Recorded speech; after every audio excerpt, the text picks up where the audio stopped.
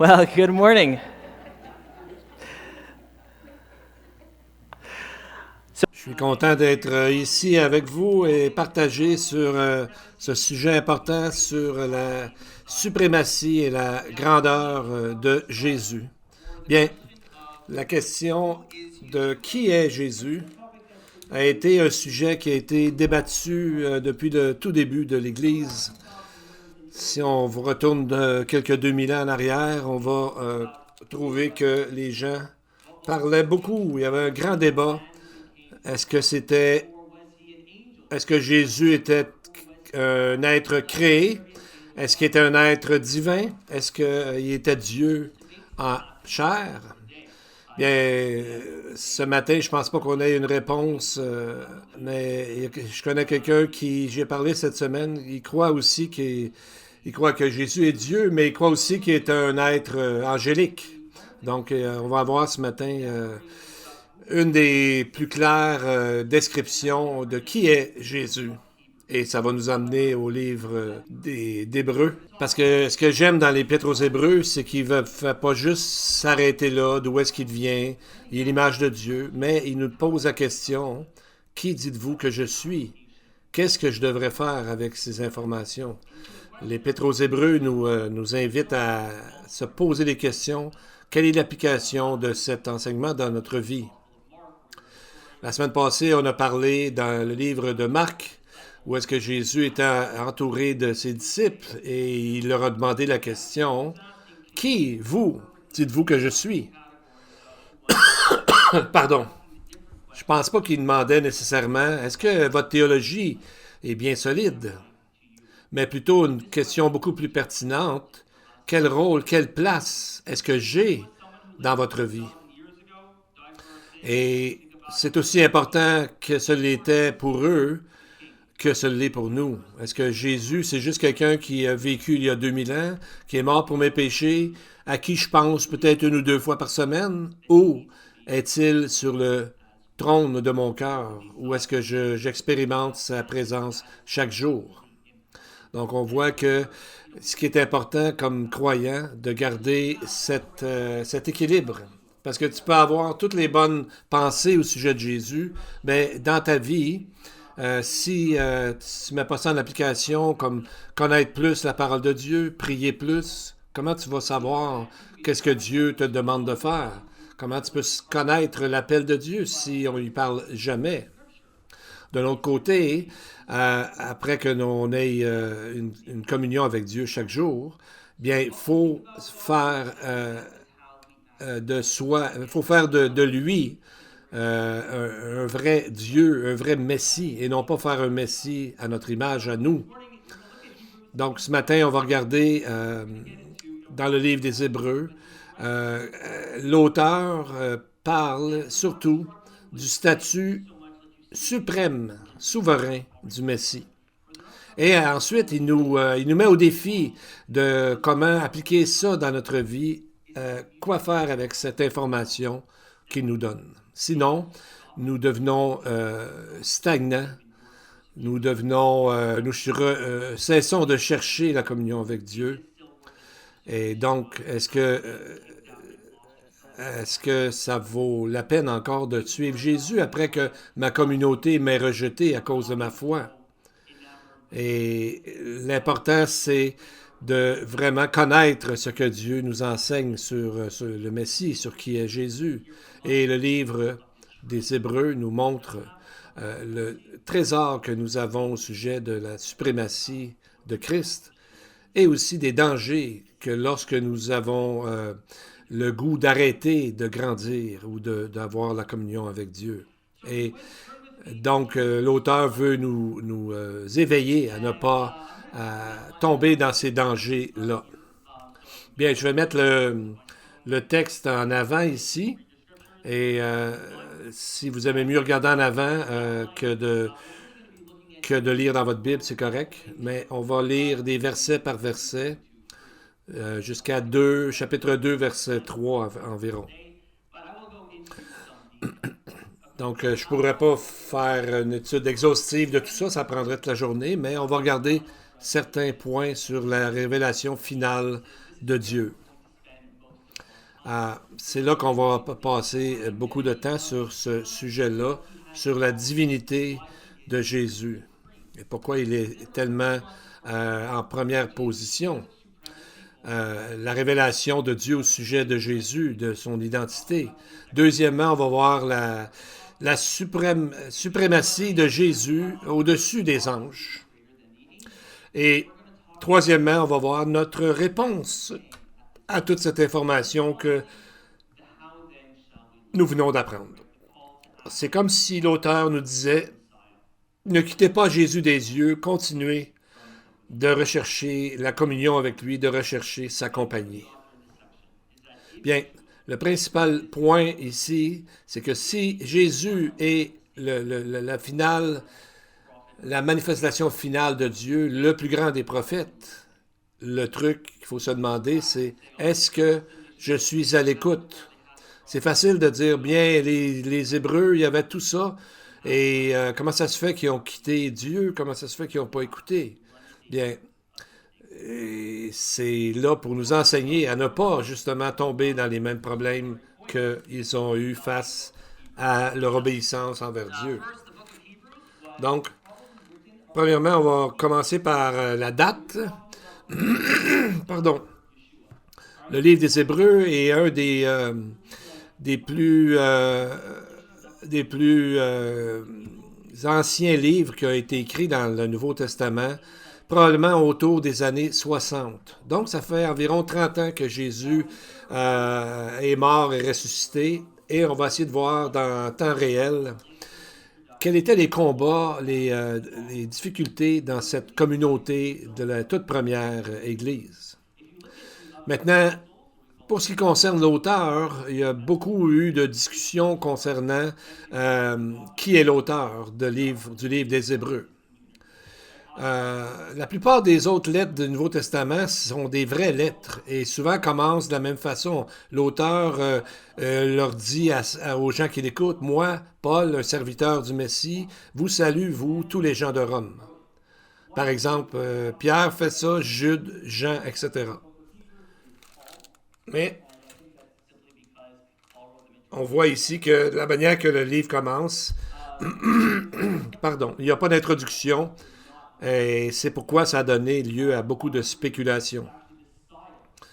Une des raisons que la plupart des gens pensent que c'est Paul, mais il y a des problèmes avec cette idée-là. Premièrement, le style d'écriture est très différent de ce que Paul a écrit ailleurs. Vous savez, Paul a écrit beaucoup de lettres, donc on a une bonne idée de comment il écrit.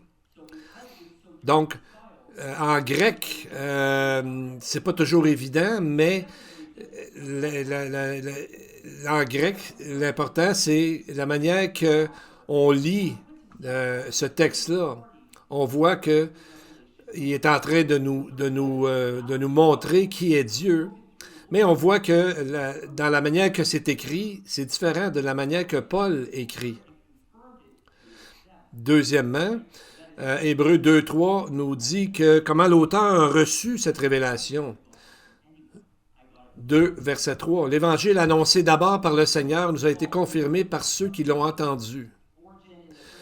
Avant ça, il se mettait comme une troisième...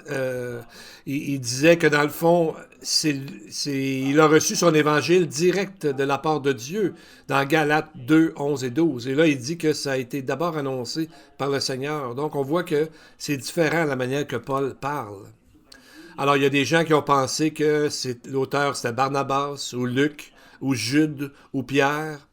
Mais au début du 3e siècle, il y a un des premiers chrétiens, Origène, qui a écrit. Qui exactement a écrit cet épître? Dieu seul le sait. Et je ne pense pas qu'on va réussir à trouver ça ce matin. Pour qui est les gens qui écoutaient ce prédicateur avec cet épître?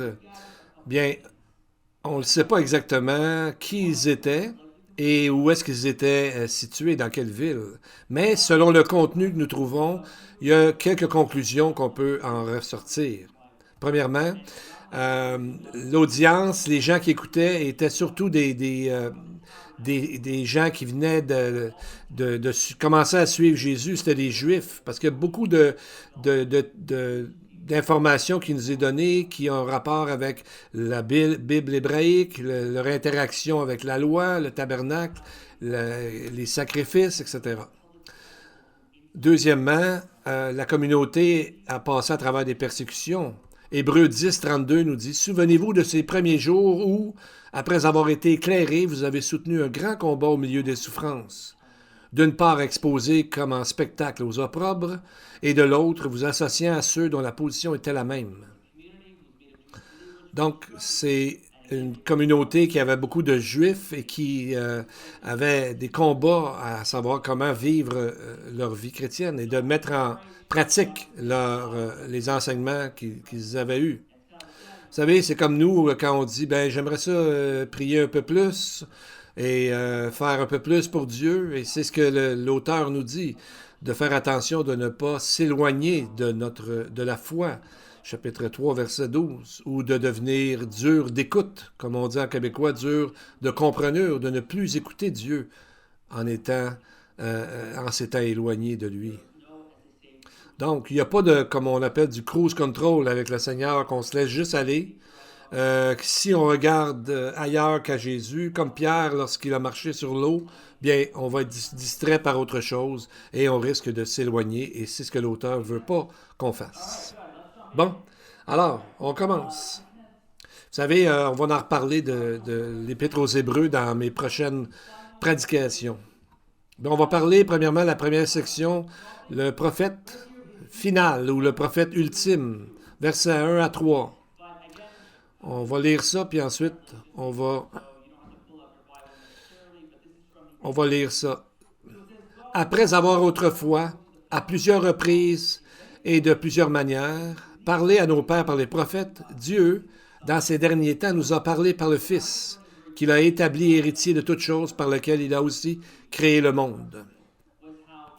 Bien, en grec, au début, quand j'ai appris le grec, je trouvais ça difficile, mais dans le fond, on peut trouver le sujet du verbe en grec par la manière dont le mot se termine. Donc, on peut trouver des choses en connaissant le grec. Donc, ça commence par différemment de comme nous on parle. Par exemple, si je veux vous dire, je suis allé chez Walmart aujourd'hui.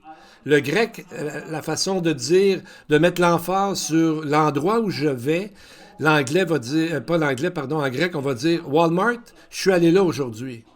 Parce que l'auteur veut pas qu'on focus sur moi ou comment je suis allé au Walmart, mais de mettre le focus sur le Walmart.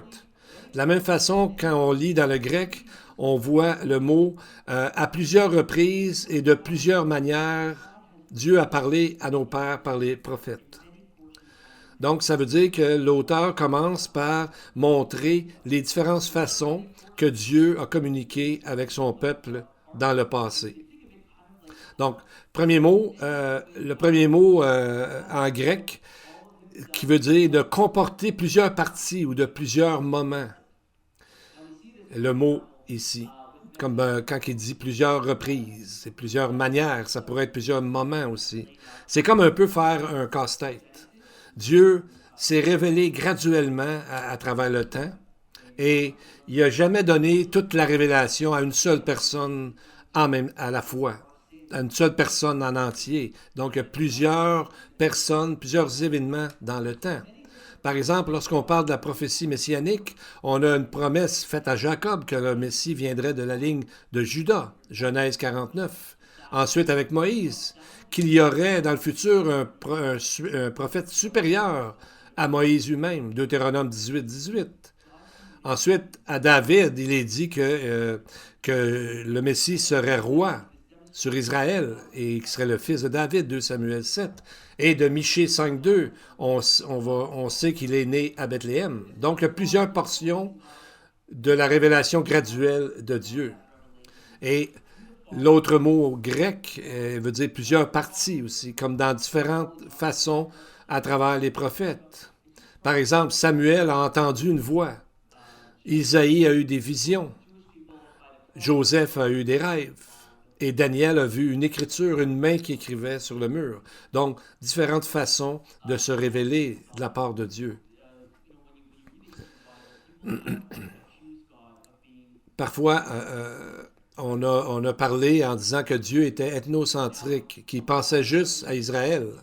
Bien, il y a beaucoup de révélations qui sont par rapport à Israël, mais on voit une révélation à des gens qui ne sont pas juifs. Par exemple, on a Ruth, Rahab, et on a des gens qui ne faisaient pas partie de la communauté d'Israël, comme Melchisédek et Jéthro. Mais c'était des exemples de non-juifs qui se sont joints au peuple d'Israël pour adorer le Dieu d'Israël. Et même Dieu a envoyé le prophète Jonas aux Ninivites. Donc on voit que Dieu s'est révélé également dans l'histoire, de Genèse 1 à Genèse 11, et un peu plus après, Genèse 12, Dieu a fait une promesse à Abraham, mais avant ça, il s'adressait aux nations. Donc, le premier, dans notre texte, on voit qu'il est dit, dans ces derniers temps, Dieu nous a parlé par le Fils, qu'il a établi héritier de toutes choses. Donc, le premier chose à regarder, c'est le mot « autrefois », et qui veut dire vraiment quelque chose de distant, de très loin.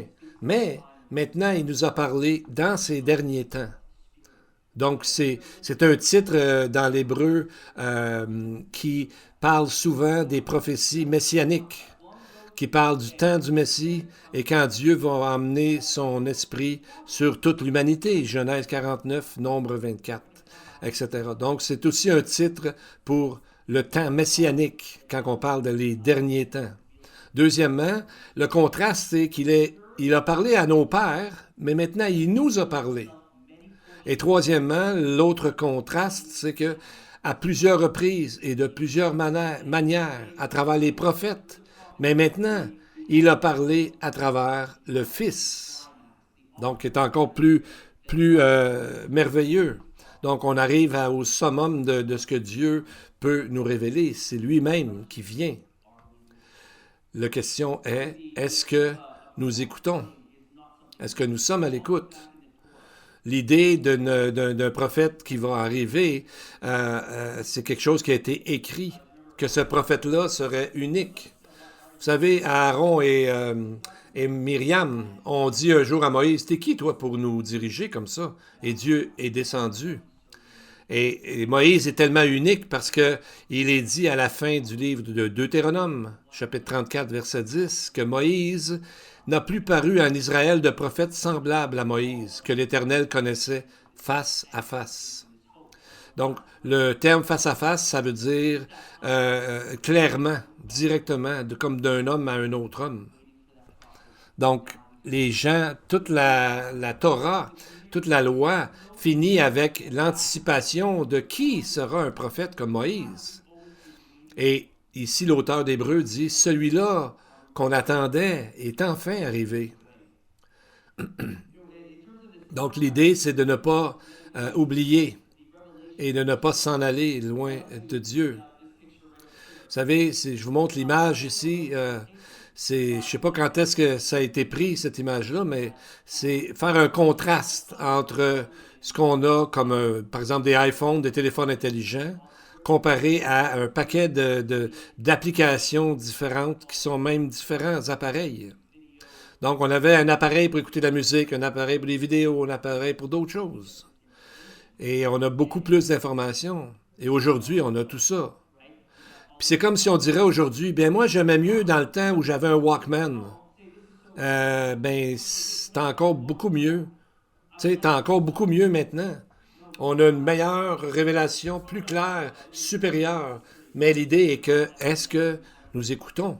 Est-ce que nous mettons ça en application dans notre vie? Donc, c'est ce que l'auteur veut faire ressortir. Dieu parle. Il nous a parlé dans le passé, il nous parle maintenant à travers le Fils. Mais est-ce que nous écoutons?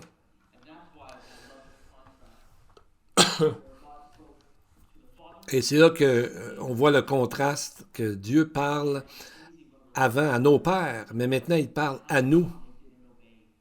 Tu sais, c'est comme si nous, on se dit, ben, pourquoi ils n'ont pas écouté? Bien, on peut se regarder. Et pourquoi nous, qui avons une révélation même plus grande que les Juifs de l'époque, pourquoi est-ce que nous n'écoutons pas? Le contraste, c'est que faut se poser la même question. Nous, on a la pleine révélation de ce que Jésus est. En tout cas, la Bible nous donne ce que nous devons savoir au sujet de Jésus, même si nous ne savons pas tout. Même si on vit 2023 ans plus tard que ces gens-là, on a encore les mêmes combats. On a encore les mêmes problèmes. Le problème est un problème de cœur et non pas seulement de connaissance. Donc on peut rechercher des fausses promesses de sécurité à travers autre chose que Dieu, à travers l'argent, à travers le pouvoir, à travers tellement de choses que Dieu n'accepte pas nécessairement, mais on voit qu'il y a les mêmes problèmes. C'est juste qu'il n'y a pas les mêmes offres que dans l'ancien temps. Mais le problème est toujours le même parce que c'est un problème du fond de notre cœur. C'est facile d'enlever nos yeux du Messie et de s'occuper à d'autres choses, mais c'est dangereux. Mais avant d'aller plus loin, j'aimerais ça parler du terme qu'il est le Fils. Je m'excuse. Avant d'aller plus loin, on va faire un autre contraste entre les prophètes et le Fils.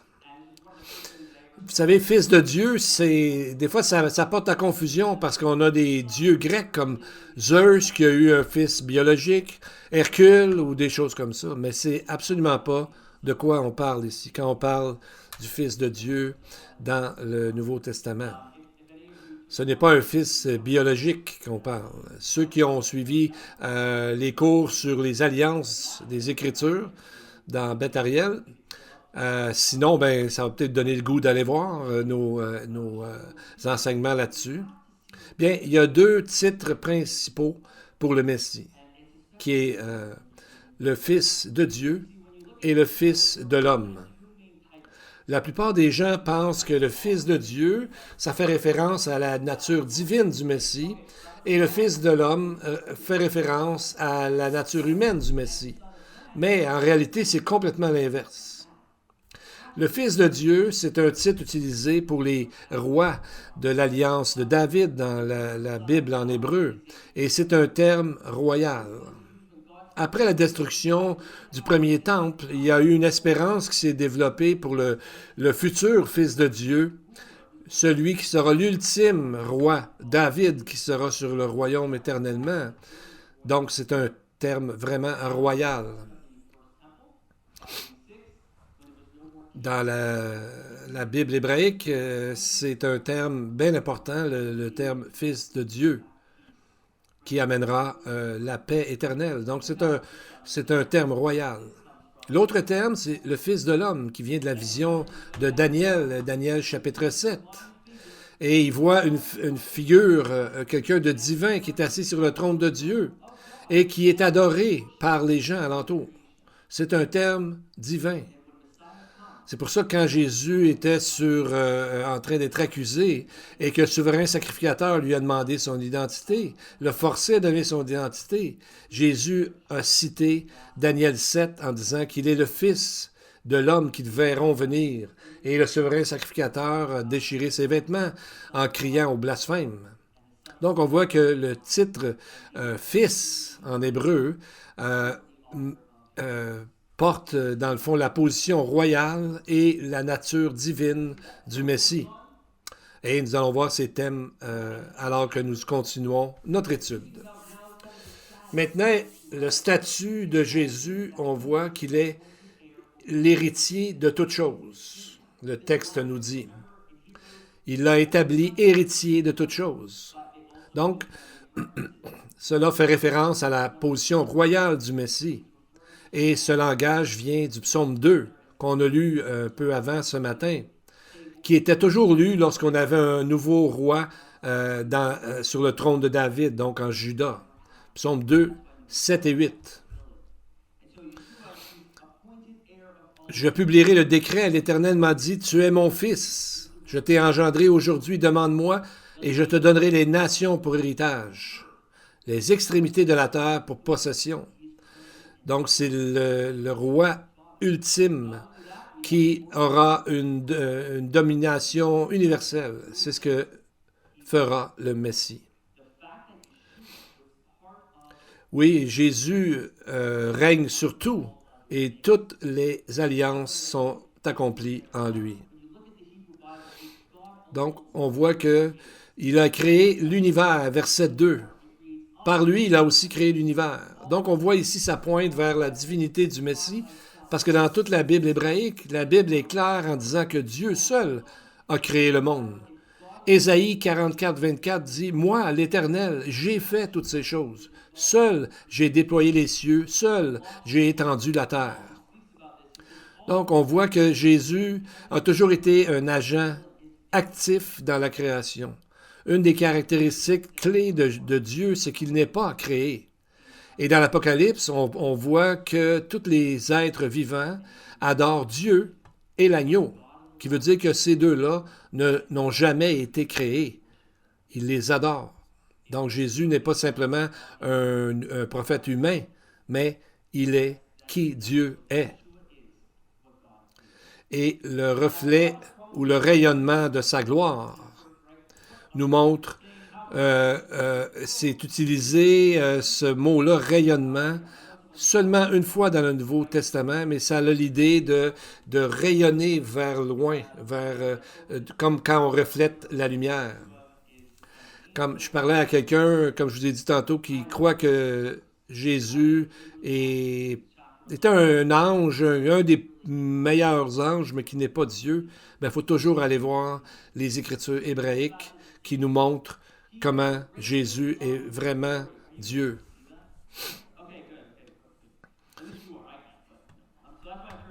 C'est ça, c'est qu'il ne voit pas vraiment le texte, mais nous, on le voit. Donc, ça veut dire comme refléter, comme la lune reflète le soleil, mais on voit de l'autre côté, c'est que quand on voit la face de Dieu, c'est même ça un reflet de la grande magnificence de Dieu. Donc, on voit que quand Moïse, il avait comme un voile, il mettait un voile parce que sa face resplendissait, mais lui, il ne s'en rendait pas compte. Les gens le voyaient. Donc, il était comme un reflet. Mais Jésus est beaucoup plus que ça qu'un reflet de Dieu. Il est Dieu lui-même. Ésaïe 42, 8 dit « Je suis l'Éternel, c'est là mon nom, et je ne donnerai pas ma gloire à un autre, ni mon honneur aux idoles. » Donc, ce n'est pas juste une personne qui est devenue divine, mais c'est Dieu lui-même qui nous est apparu, qui est venu à notre rencontre. Et on voit que, rendu là, bien, on pourrait dire qu'on a réussi à trouver tout ce que ça dit au sujet de Jésus, mais on continue. Il dit qu'il est l'image exacte de sa représentation de sa nature. Donc ça, c'est encore la même idée. Cette image, c'est une copie exacte. Comme quand on fait une pièce de monnaie, et c'est la copie d'une image. Donc Jésus veut dire Emmanuel, Dieu avec nous. Et Jésus va... c'est ça, il n'était pas appelé Emmanuel, il était appelé Jésus, mais qui porte l'autre nom aussi de Dieu avec nous. À ce sujet, on voit comment le tabernacle était important dans le peuple, dans la vie du peuple juif, avant qu'il y ait un temple. Exode 25, 8 dit, Dieu dit, « Ils me feront un sanctuaire et j'habiterai au milieu d'eux. » Donc, c'est ça le but du tabernacle. Et on voit que Jean, lui, nous dit que Jésus est venu de la même façon. Jean 1, 14 dit, « Et la parole a été faite chair, et elle a habité parmi nous. Et nous avons contemplé sa gloire. » Et comme on l'a déjà enseigné ici, le mot « demeurer » ou « habiter parmi nous », c'est le même mot que « tabernacle ». Donc, c'est comme si la parole a tabernaclé parmi nous. Elle était parmi nous. au milieu de nous.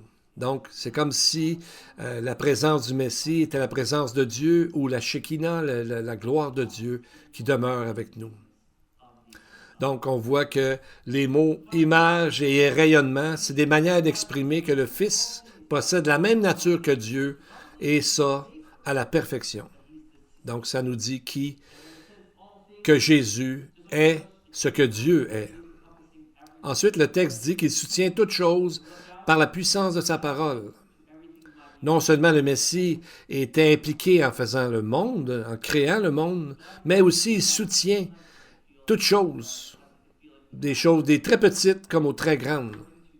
Et tout ça par la puissance de sa parole, qui est une expression réservée typiquement, spécifiquement pour Dieu, parce que c'est Dieu qui crée par la puissance de sa parole et qui tient toutes choses ensemble.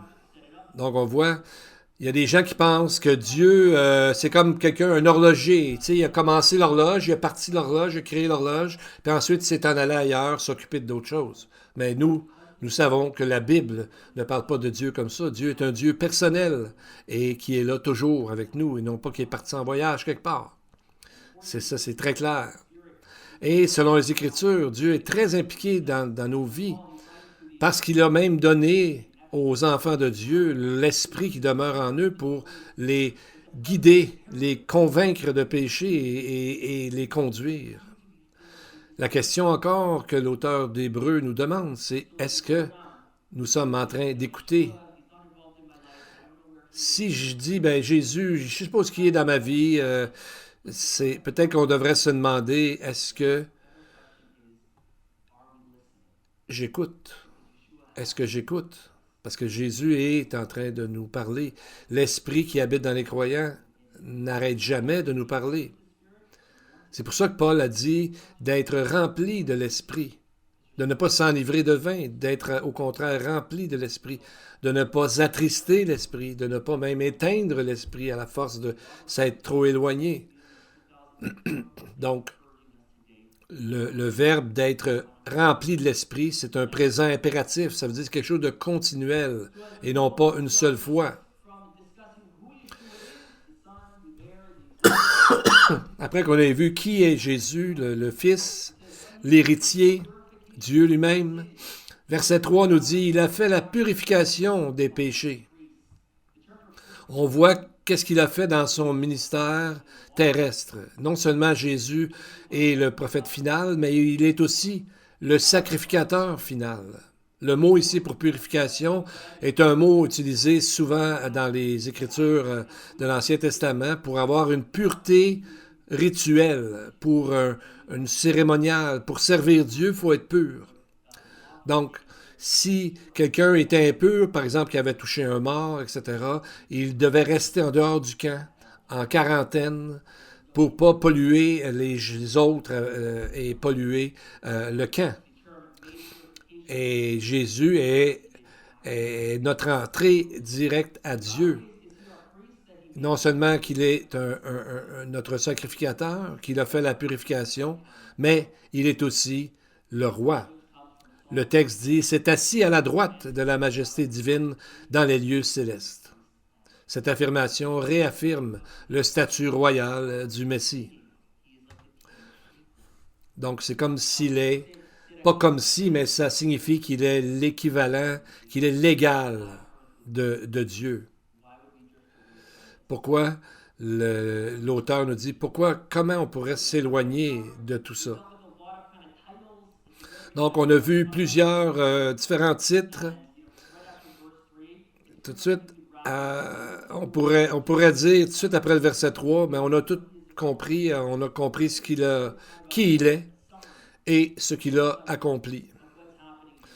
Et si je vous donne un résumé de qui il est le prophète final, le prophète ultime. Il est celui à travers qui nous pouvons connaître Dieu parfaitement. Il est aussi notre sacrificateur parce qu'il a fait la purification pour nous et il est le roi final.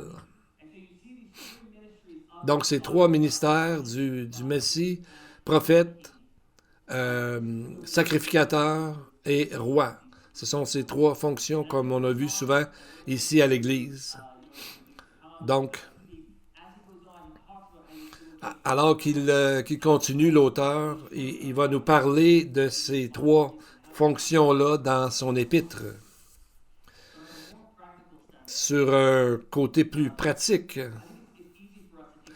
c'est facile pour nous de prendre le deuxième. Jésus est mon souverain sacrificateur, merveilleux, mais quand on a toute la révélation qu'on regarde, c'est qu'on voit qu'il nous demande encore plus que juste être notre sacrificateur, notre sauveur. On peut dire, oui, oui, il est le roi de ma vie. J'écoute ce qu'il me dit. Mais comme tout roi, il a un royaume. Ça veut dire, est-ce que nous faisons quelque chose dans ce royaume?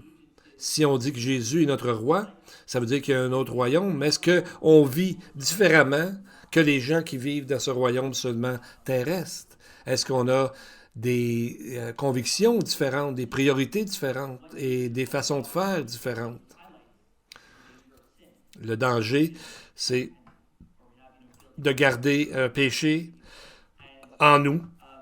Et finalement, vous savez, on dit souvent, il y a un monsieur qui a écrit sur un livre qui s'appelle Les péchés respectables. Vous savez, souvent on dit, moi, j'ai pas fait de meurtre, ce qui est très bon. Mais qu'est-ce que Jésus pense, par exemple, des commérages? Quand on embarque dans cette façon de faire, est-ce qu'on se dit, il y a beaucoup de choses encore pires ici? Est-ce qu'on dit, c'est pas grave ça, dans le fond, parler contre les autres, c'est pas bien grave comparé à tuer quelqu'un. Mais qu'est-ce que Jésus pense de notre façon de faire très, très paresseuse? De ne pas mettre en pratique ce qu'il nous enseigne. Qu'est-ce que Jésus pense de l'amertume, de la colère? Il y a des textes très clairs là-dessus. Donc, la principale question, est-ce que nos fruits représentent le royaume dans lequel nous vivons? C'est facile d'appeler Jésus notre sauveur, mais beaucoup plus difficile de vivre comme le fait qu'il est notre roi. On voit maintenant au verset 4 on parle de Jésus qui est devenu d'autant supérieur aux anges qu'il a hérité d'un nom plus excellent que le leur. Donc, pourtant, ça a l'air très clair, rendu là. Et je me rappelle d'un jour d'avoir rencontré des témoins de Jéhovah puis qui disaient Jésus, il n'est pas Dieu. Mais je me disais, pourquoi on parle de ça?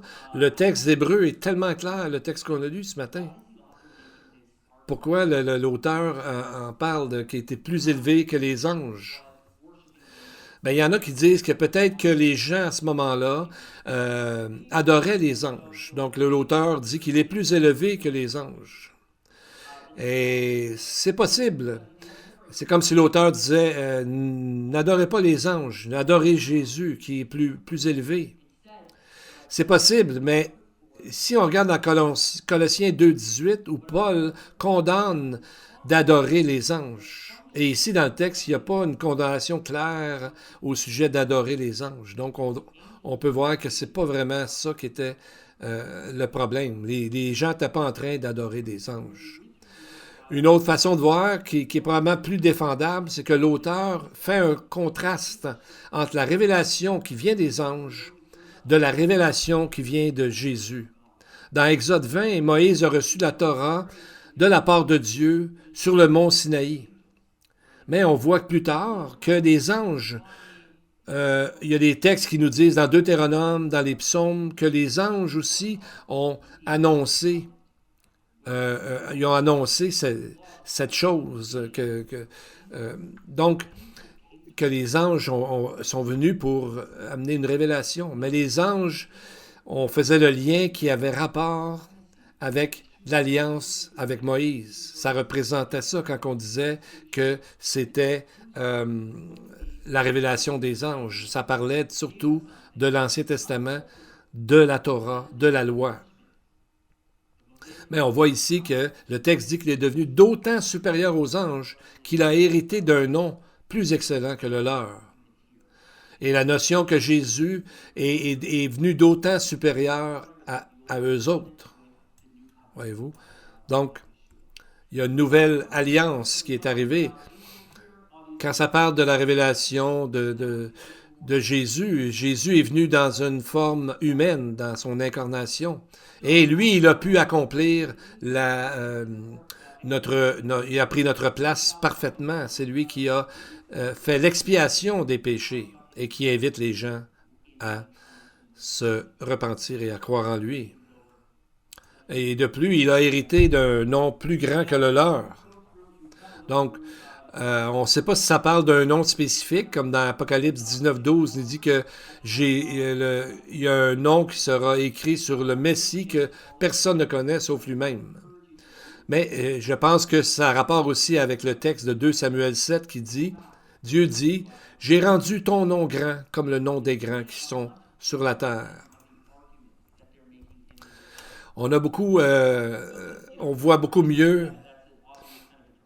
On voit ici un contraste entre Jésus et les anges. Donc, c'est de mettre des passages ensemble et de les comparer un à l'autre, faire un contraste.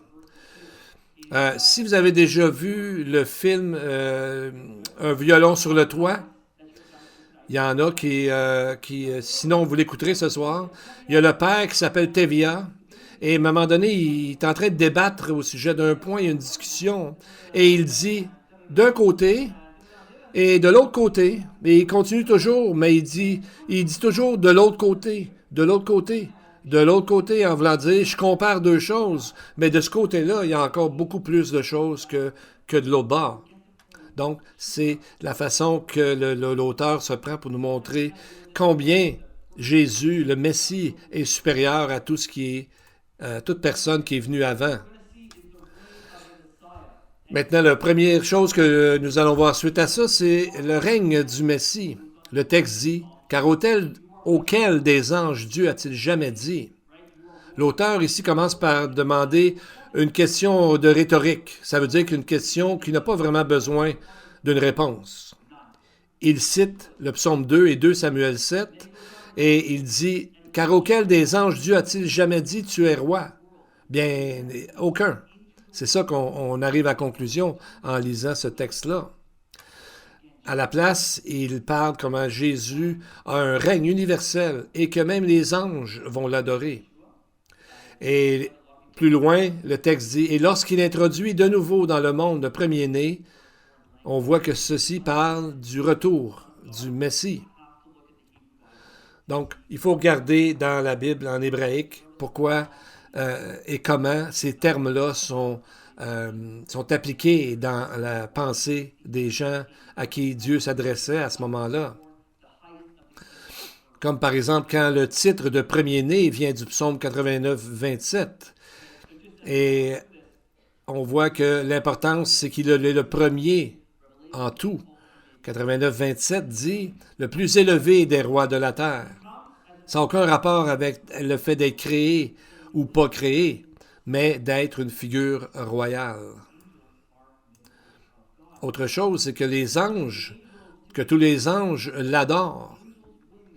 Et ensuite, le texte dit, de plus, il dit des anges, celui qui a fait de ses anges des vents et de ses serviteurs une flamme de feu.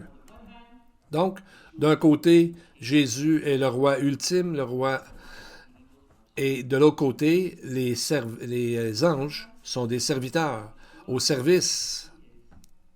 Donc, Jésus, lui, est divin. Les anges ne sont pas divins, ce sont des êtres créés.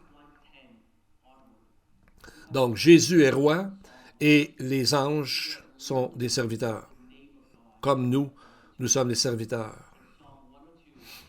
Et le psaume 102 nous montre l'éternité de Dieu.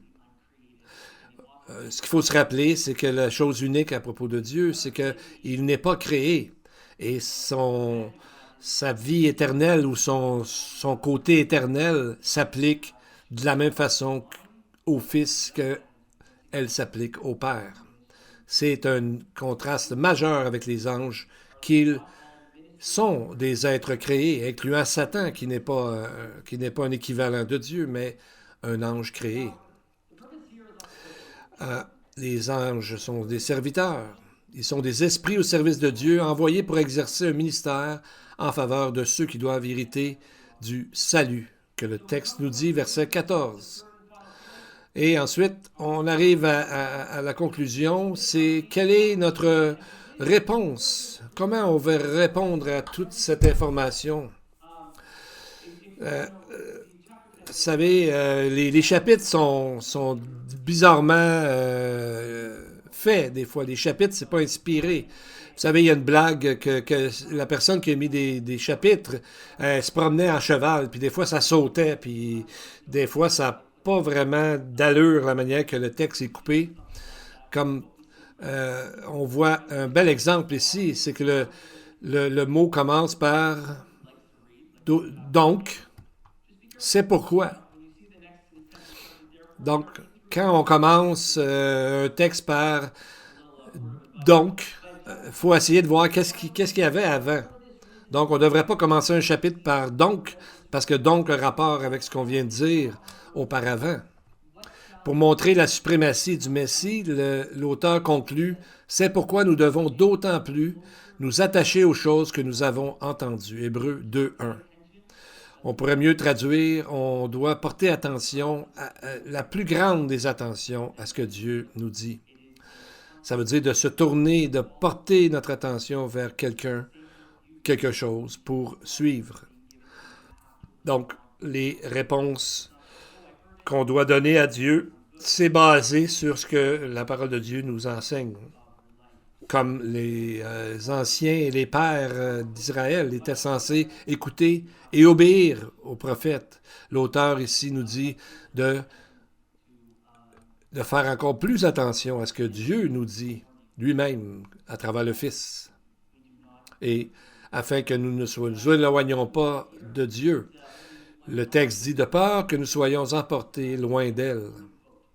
Donc, c'est un peu comme un bateau qui est en train de flotter, puis il n'y a pas trop de direction, il s'en va tranquillement.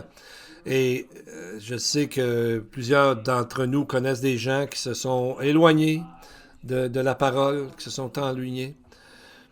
Et quand on laisse aller les choses et qu'on n'est pas en train de justement servir Dieu, s'approcher de Dieu, c'est pas toujours un gros péché, une grosse affaire, mais c'est des fois graduel. La personne s'en va tranquillement, s'en va ailleurs.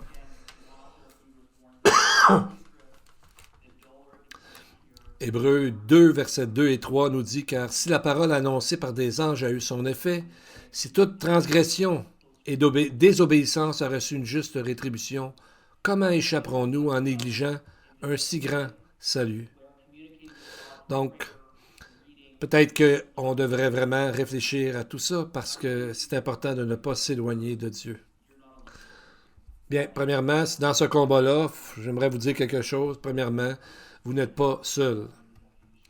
Ça a toujours été un cas de se rappeler ce que Dieu a fait. C'est pour ça que c'est normal dans notre cœur, humain, pécheur, de chercher d'autres dieux. Par contre, ce n'est pas une excuse. C'est un défi de continuer à poursuivre le Seigneur, comme quand Pierre était sur l'eau. Quand il regardait Jésus, ça allait bien, mais quand on s'éloigne, c'est dangereux de s'en aller tranquillement et à la fin, bien, on ne le sait pas trop et ça amène beaucoup de problèmes. Jacques 4, 8 dit « Approchez-vous de Dieu et il s'approchera de vous. » Alors, je vous encourage en 2023, soit l'année où nous allons être en grande communion avec Dieu, le Fils et Dieu le Père. Prions.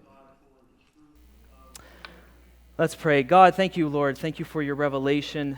Thank you, God, for the truth of the gospel, that we have a mediator for us, that we have the purification from sins, that we have an ultimate King, Lord, who has revealed you to us, that we may know you and worship you.